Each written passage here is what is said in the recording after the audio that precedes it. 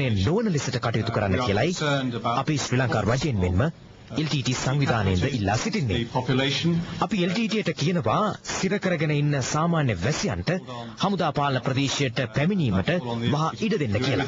ශ්‍රී ලංකා රජය සහ රතුකුරුස සංවිධානය උතුරේ සිර වී සිටින සාමාන්‍ය වැසියන් මුදා ගැනීමට ගන්නා උත්සාහයට අපි ප්‍රසාදය පළ කරනවා.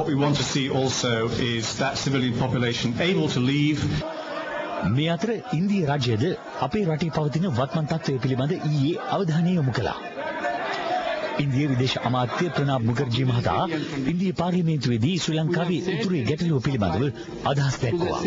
ඔහු පැවසුවේ ශ්‍රී ලංකාව ස්වෛරී රාජ්‍යයක් බැවින් LTT සංවිධානයට එරෙහිව සිදු කරන යුද ක්‍රියාමාර්ග අත්හිටුවීමට ඉන්දිය රජයට කිසිදු හැකියාවක් නොමැති බවයි. LTT සංවිධානයේ සිදු කළ යුත්තේ ගැටුම් පවතින ප්‍රදේශවල සිරවී සිටින සාමාන්‍ය වැසියන්ට රජයේ පාලන ප්‍රදේශ වෙත පැමිණීමට ඉඩ ලබා දීම බව ඉන්දිය රජයද අවධාරණය කළා. ඔවුන් එසේ කරන්නේ නම් පමණක් සටන් විරාමයක් සඳහා ශ්‍රී ලංකා රජයට බල කළ හැකි බවයි ඉන්දිය විදේශ අමාත්‍යවරයා ප්‍රකාශ කළේ. මේ අතර අද පැවති කැබිනට් තීරණ දැනුම් දීමේ මාධ්‍ය හමුවේදීද ඉන්දිය විදේශ ලේකම්වරයාගේ ප්‍රකාශය පිළිබඳව